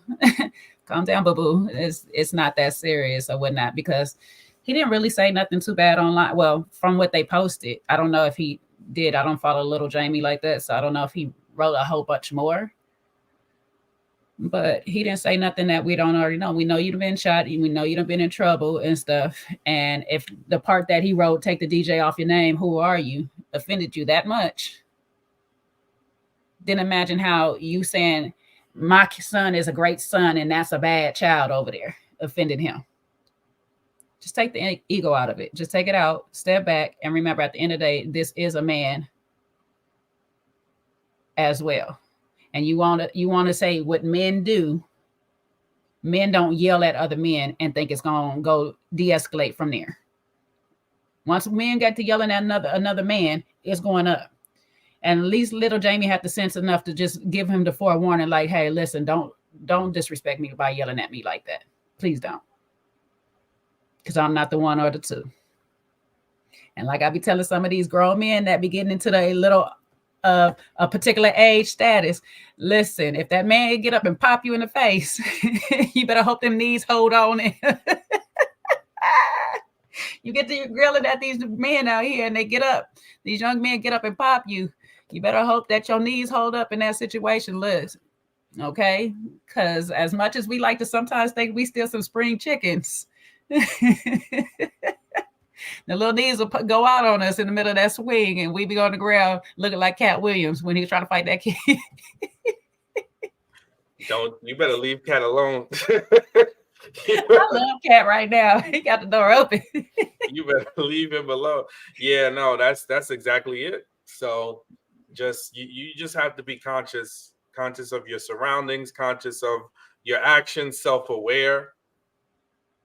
And at a certain, like, once you reach a certain age, you need to you need to err on the side of wisdom.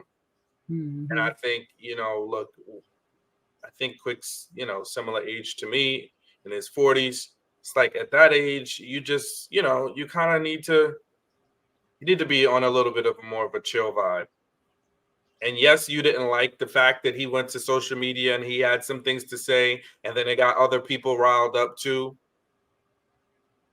Yeah, I'm sure other people watched the show and they got riled up. Is that your fault? Yes and no. you know? So, hey, again, I just look at who started it. If you started it, then you just gonna have to take the L on the fact that he went to social media, and you just have to ignore it. You're gonna have to ignore it. I'm sorry. When you're dead wrong, when you were dead wrong, and it wasn't like he said something that was like kind of, like somebody make a little remark like, "Oh, I don't think Jimmy made all the best choices," right? Mm-hmm. And then he gets upset and flew off the handle, then I could see you be like, well, what did I really say? I just was kind of just talking about some of the choices, but then sometimes people just get upset at you talking about them. So, but it's not as bad as saying he's a bad kid. You know, get what Right. I'm saying? So once you open that door, you have to understand that people are going to respond and you can't control. And that's the thing that kind of aggravated me in the scenario. It's like I do something that hurts you, but then I want to tell you how you should respond. And Well, when I feel hurt by you, I still want to tell you how to respond. yeah. It's like, and I'm still carrying on. It's like, who was the one that made the offense, bro? You want him to apologize? You want him to be civilized and talk to you? No, how about you shouldn't have opened your mouth? How about you shouldn't have said those things? And how about now that you said it, you just need to apologize and that's it.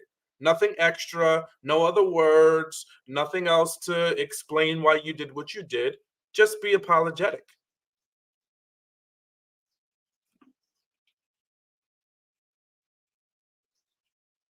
So think the whole thing would have not escalated or wouldn't have even had come off the way it did. If he just would have owned it from the beginning. Most definitely. Most definitely. Was there any more of the episode that stood out to you, per se, other than that you wanted to talk about? Or No, I'm trying to think. Was there anything else that transpired? Oh, the whole you did you talk about the whole jealousy? Ashley jealous of is Ashley Oh no, I jealous didn't of get into Joy? detail on that part. No. Yeah, I think Yeah, we that's can the talk about last it. little tidbit about that. Yeah, And we can talk about that. yeah, I personally don't think she's jealous of her per se. I think she might not like the way the tides have turned, Hmm. whereas her and Arena's friendship was valued, and she thought she was closer to Arena than actually in actuality that they are. And she just figured that she would take a certain precedence in Arena's life. And when Arena showed her something slightly different, well, not slightly, she showed her differently, I think she got mad, but I don't think she's jealous of Joy. Now,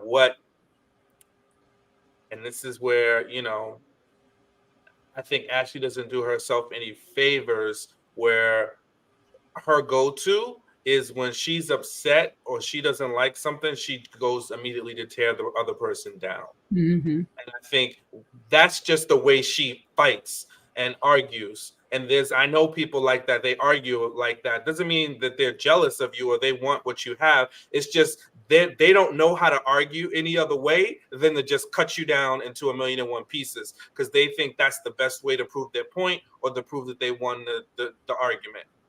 I think she Hmm. just needs to find a better way to argue or to debate her points. Because it sounds jealous if you telling me I'm jealous and then I say stuff about you to cut you down. Now you Yeah. kind of sound jealous. But I don't think from the Ashley that we've seen on our screen and what I see across social media, I don't think she's jealous. And that's what she says, like, jealous of what? I don't want what you have. So I don't think she's jealous like that. She just doesn't like the positioning of where she falls. But I don't think she's jealous.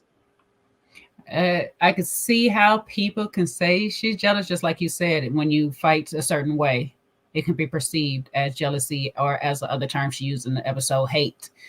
I think she is possessive a bit when it comes to like her relationships with certain people. And like you said, I think she valued her and her Raina's relationship a little bit more and how look it does look like Arena does take Joy's side and not really neutral on a lot of things. So I can see where she comes across as feeling some type of way about how their relationship is playing out, how Arena is moving. And listen, I've been where I'm not the best of friends with somebody, but they're mutual. They're in the middle, and I still feel some type of way when they're over with that person. Because you're a little bit of you is like, are you talking about me with that person? What's happening? Are y'all plotting on me together? A little bit of that still resists, be left in you, and you left to question to wonder. However, do I think she's jealous? No, because my whole thing is you have to have something she's jealous of.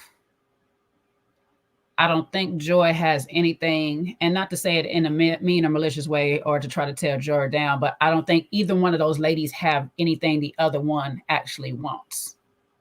I don't see it from either side. So I don't think Ashley is jealous. A bit too over, mm, a bit too over possessive, maybe, of Arena. Uh, Maybe a little bit when it comes to the friendship of it, because maybe she thought she can have a little bit more of a relate loyalty from Arena than she's gotten because that's been their track record.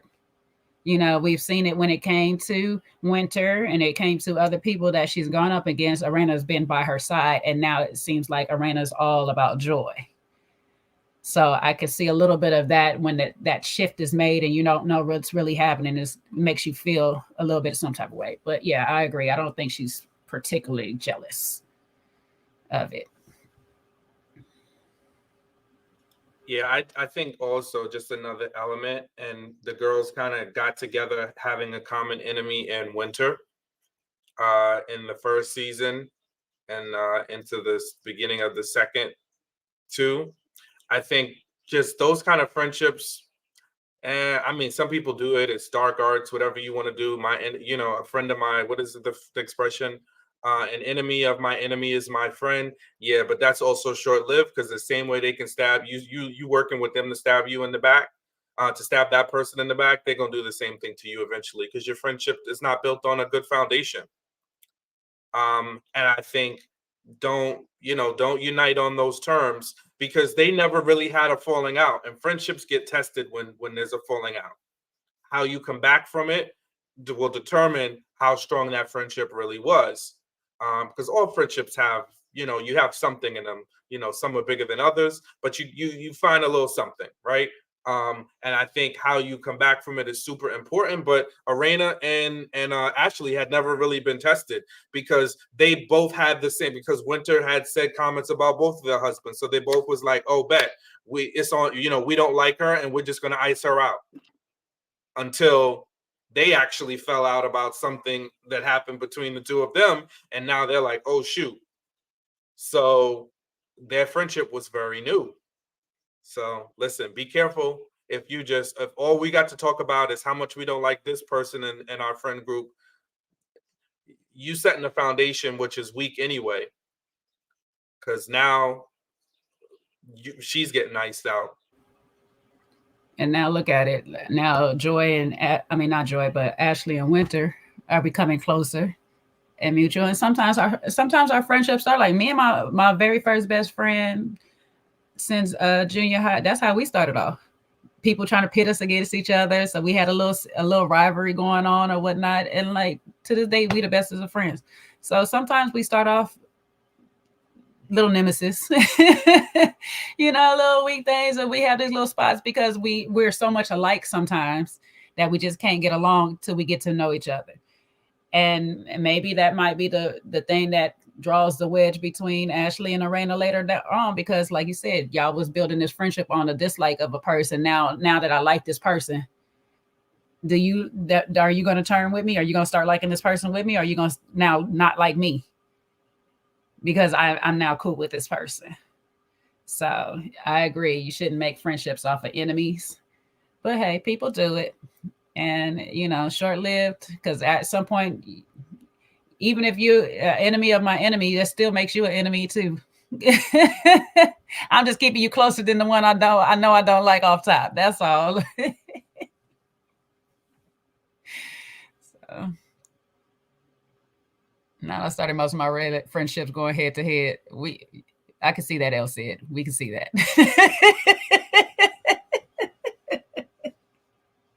But I mean, boys back in the day, my dad used to always tell me that's how he made all his friends. They fought. The first thing they did was fight each other. And then afterwards they was on the streets running, playing games with each other the next day. They were fine. Sometimes you get the fight out early. Other times you get it out late like this. But, as we'll see as they continue, if they truly become back together, who knows? But I think this I'm like Winter. I don't know how deep this beef between Joy and Ashley is and why it's so strong. Because really, okay, she told your secret. She told your secret. Okay.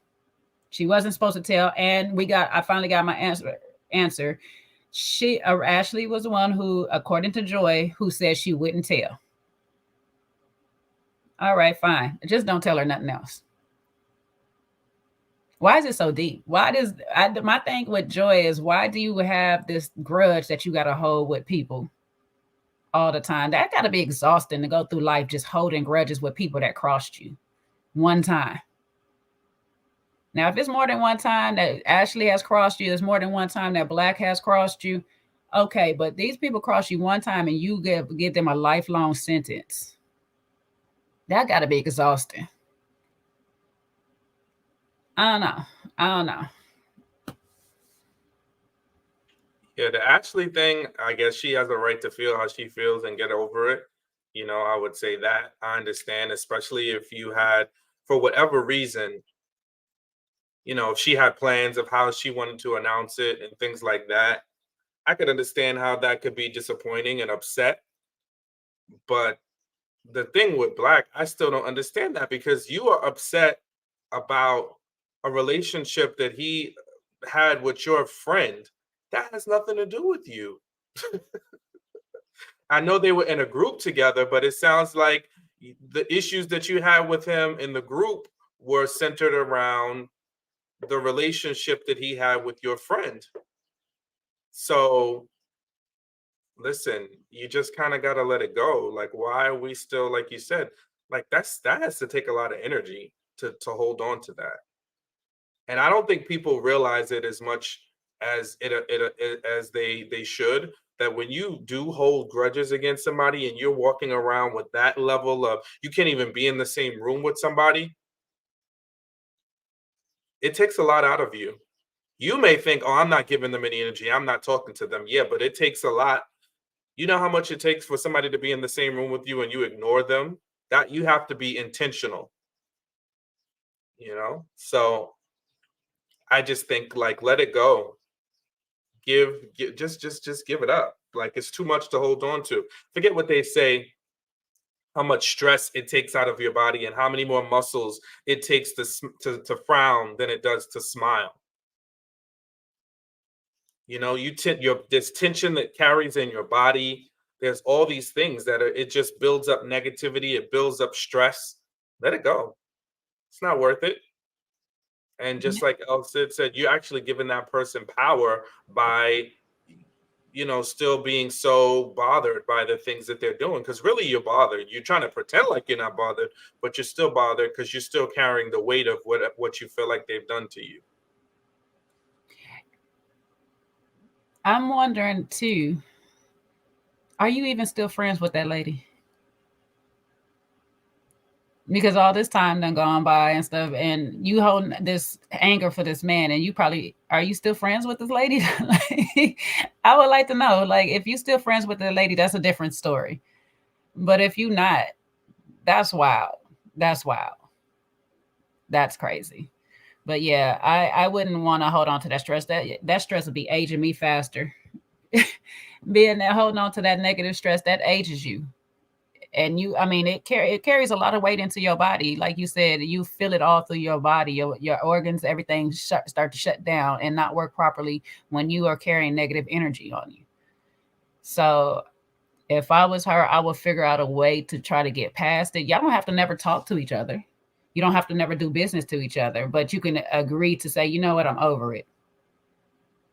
I'm over it. I moved on with my life. I wish you well. I'm going to go be well myself. Have a great day. I don't know. I never had this much disdain. Even when I be like, listen to people say, "Oh, I blocked these people. I blocked that person." They can listen as long as they ain't bugging me every 5 seconds to where I need to block them because they just trying to disrupt my peace. I ain't about to block you. I ain't about to do all that. You just don't exist no more. That's it. If I see you, I'm a big Kiki Popper. I couldn't tell this man out of a lineup. Sorry to that man. If he was to walk on the street, I don't know who this man is. I'm sorry, I don't know this man. That's it. Like, you don't have no more energy. You can introduce yourself all over to me again. We could try all over again. I'm not saying to give a person a second opportunity to drive you crazy or do something wrong to you again, but just to hold on to that thing and just have such venom every time you see them, and that's what's starting to happen with Ashley when it comes to Joy. It's like, Ashley, now you want to hold on. You did her wrong. I'm sorry. You did her wrong. You said you wasn't going to tell her secret, and you did. Just accept that the fact that she was hurt by that. She comes to your house. No, she didn't immediately run to you. Maybe she didn't see you in the first place. She don't know how big your house is or whatever and stuff like that. Give her time. When you pull her to the side, give her time to address it. See if she give you the apology. Or see if she accepts your apology. Her being there should have been a sign of her trying to get past it, move forward with you, instead of you taking out on her as soon as she get there. Now you got a whole new beef because now you telling her that you brought her here, you made her.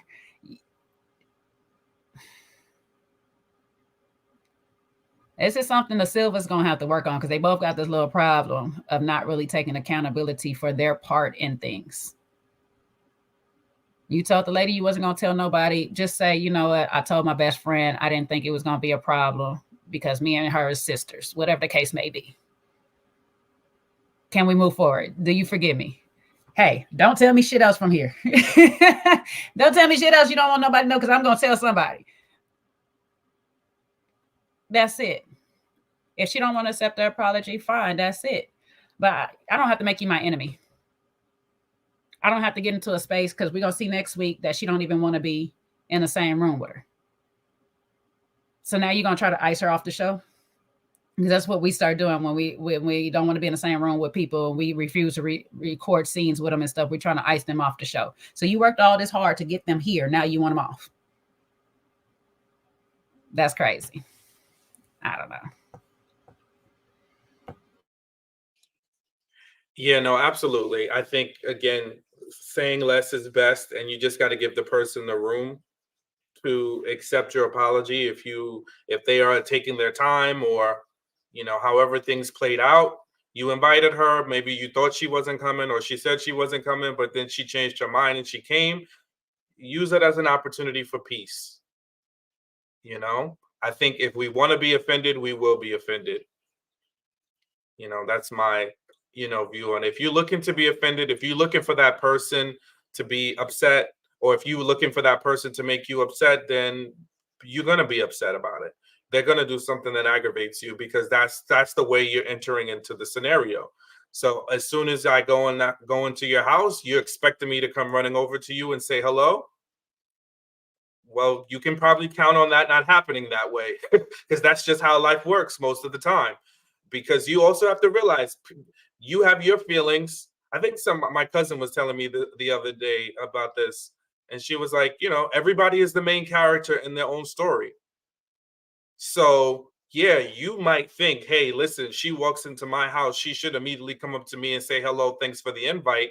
But you also have to think about, from her perspective, she's the main character in her story, and she's like, well, hey, after what she did, if I go into her house, I actually came and I didn't really want to come. I think she should be really nice and gracious to me and thank me for coming. Right? So you got two people with two very different perspectives on how they expect to see each other, and neither one of them were met. So I think Ashley just needs to tread lightly, because you actually made a mistake and you were the offender, right? You did something wrong, whether you care. And it's like, don't nitpick me.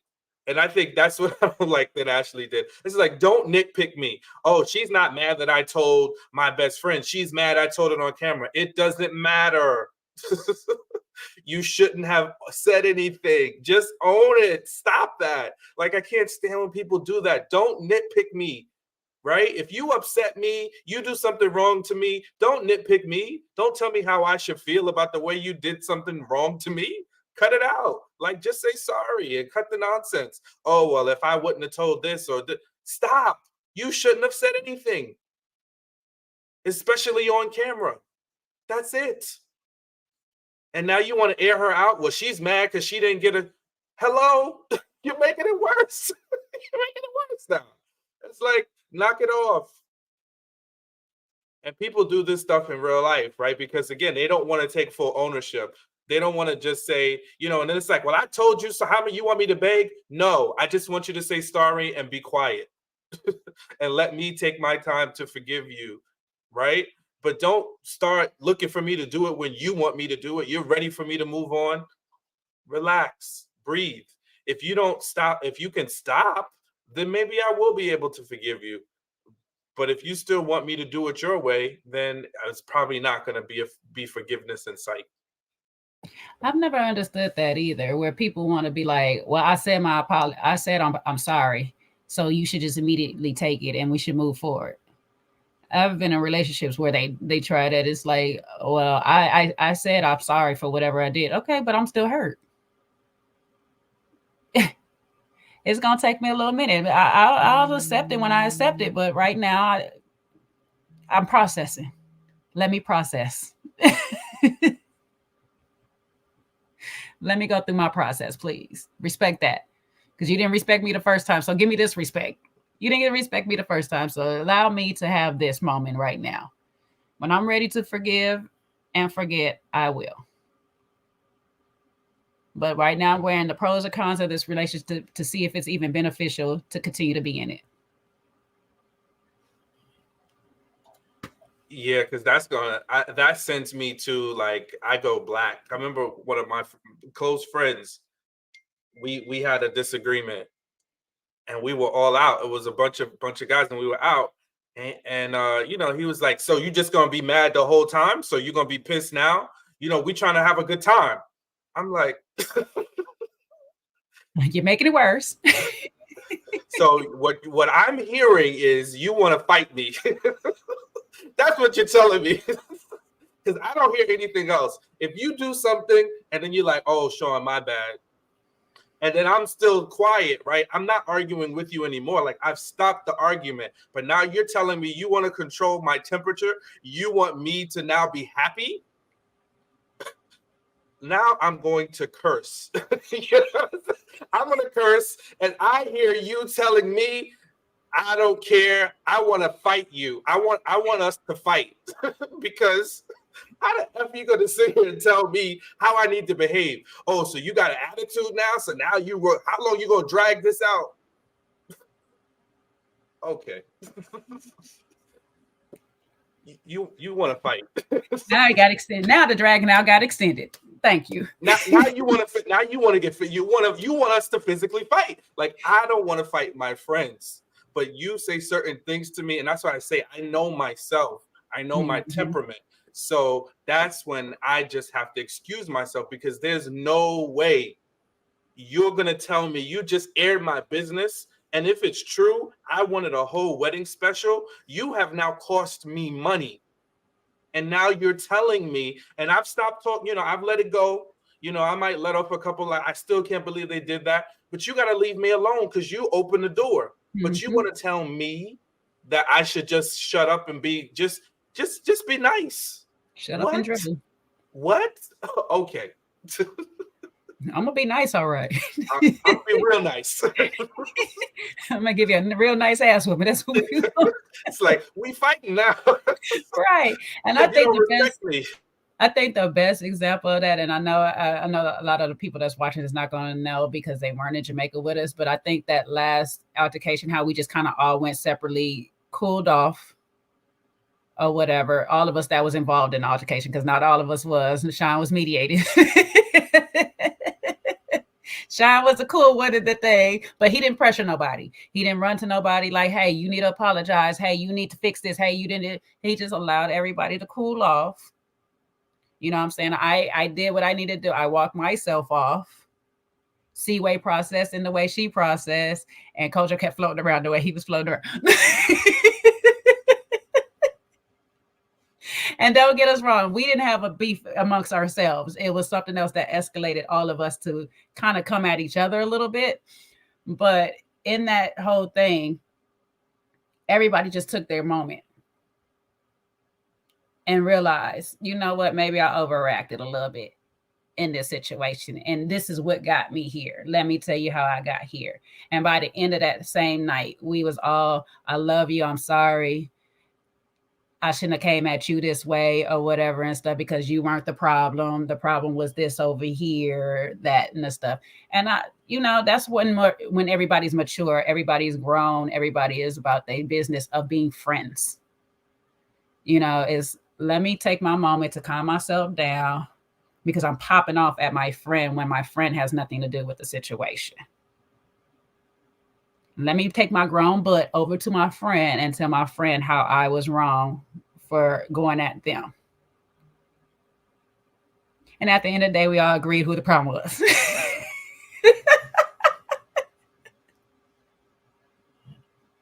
And how the problem got there.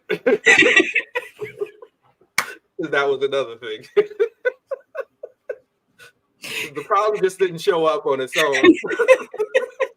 The problem had an invite. The problem had transportation.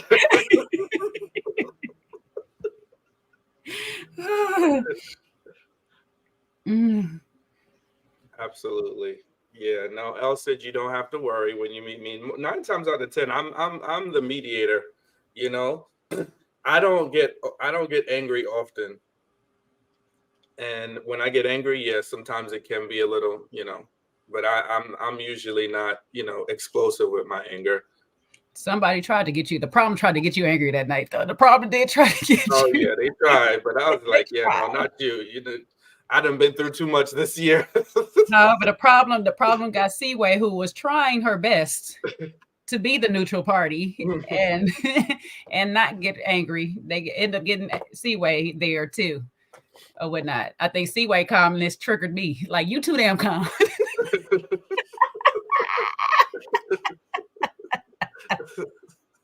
It's like I need you a little bit more excited. I need you to pop off a little bit more because it's making me pop off more. Your calmness is pissing me off. Yeah, Jay was ready, boy. Jay was hot. And she was calm, just calm talking, but she was hot. And then Yeah. she even said to me, she was like, why are you talking to him? Don't talk to him. He's not the problem. I was like, Jay, he kind of is too, though. I don't see why. I don't see why you talking. I was like, Jay, no. He played a role. He definitely did. I said, fine, then I'm just gonna go about my way. Whatever. I exit myself out the conversation. It's all right. Whoa, what's going on?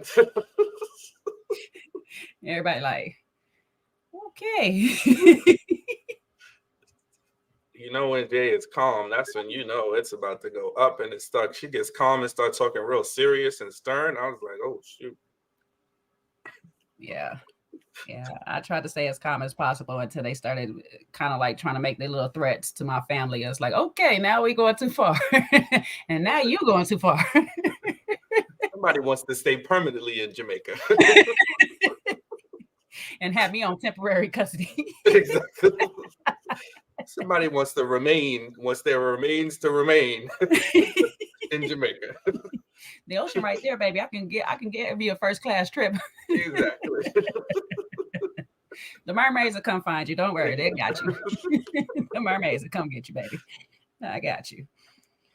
But yeah, so I just want, because we like the show. I just want them to find a way to peaceably coexist with each other. Yeah. I mean, unfortunately, Housewife of Potomac is showing a bad example of having a show and having it run successful, because this whole thing, I don't want to film with this person because I don't like them. It's not going to make a good show. So hopefully Ashley is not taking notes from them people, because it's not going to make this show successful. As much as you might not like certain people on the show, sometimes those people are needed to help the show run. And you just got to learn how to work with people you don't like, because we all do it. I mean, I understand that she hasn't have to in a while because she's been working with Quick and their businesses and stuff like that. So when you're in that kind of privileged position, you don't have to work with coworkers that are forced upon you. But this is a new realm, and so you're in a corporation, and sometimes the corporation hires people.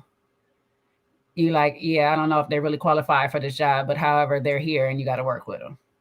So most of us that know, working with people or for people, we got to just work with people we don't like. And so, sis, I need you to just go ahead, figure out a way to be in a room with Joy, talk around her if you must, talk, be on one side or whatever, but you guys got to be in a room, and you can't just keep trying to talk about every time you come around. I don't want to talk to you just because I outed your business and you don't want to forget me right away.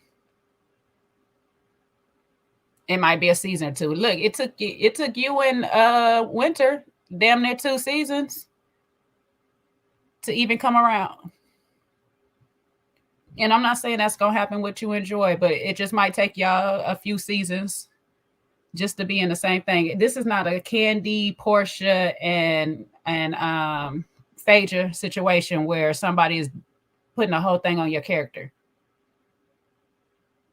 You just can't hold water. It's okay. It's a lot of us that can't. We just know that's the person I don't share my deepest, darkest secrets to. That's all. It's nothing bad against you, sis. You're all right. You're all right. Just move forward, make the show work, because I want it to be around it. I think it's actually really good. I like it. I don't know. Any final thoughts before we get up out of here, Sean? I would just say, just a learning lesson for all of us is like, you know, if you made a mistake, just apologize and own it, you know, and be self-aware, because that's the worst thing, is own. You make a mistake, just apologize. Just makes life a lot easier for everybody.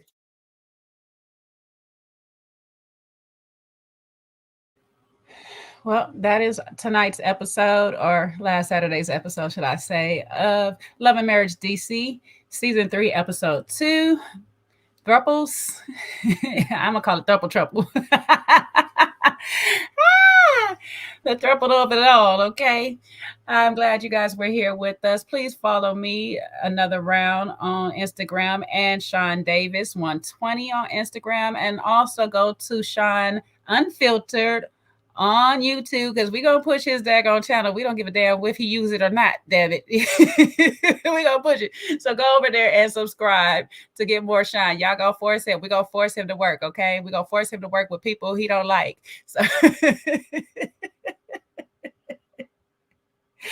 thank you all for coming. If you're watching this on the replay, go ahead and leave comments. Let us know who you thought was right or wrong between the Tylers and the Silvas. If you agree that Ashley and Arena is going to continue to be friends, if Joy should go ahead and relinquish this hate that she has for Black and move forward with her life, and if the throuple is going to stay a throuple or is going to be in trouble. Let us know down in the comments. Thank you for streaming with us tonight, and we'll see you next week for the next episode of Love and Marriage DC. Until then, y'all have a great night and stay blessed. And don't forget, tomorrow night, me and El Cid is back here. We don't know who is joining. Maybe Sean will join us tomorrow too after a quick cap, after Ready to Love episode airs. So be back here tomorrow at 8:05 EST, 60. Sorry. 9:05 EST. Let me stop getting the times wrong because I'm on the wrong time zone. At 9:05 EST and 6 p.m. PST tomorrow for Ready to Love Quick Cap. Okay. Love y'all and leave y'all. Bye bye.